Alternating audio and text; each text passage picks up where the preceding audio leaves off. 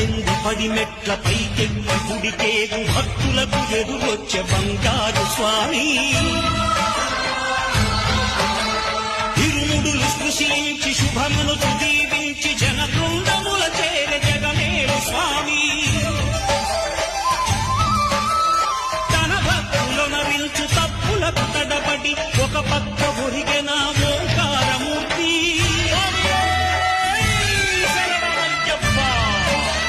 స్వాములందరూ తనకు సాయంబు కాగా ధీమంతుడై లేచె ఆ కన్య స్వామి పట్టబంధము వీడి భక్తకై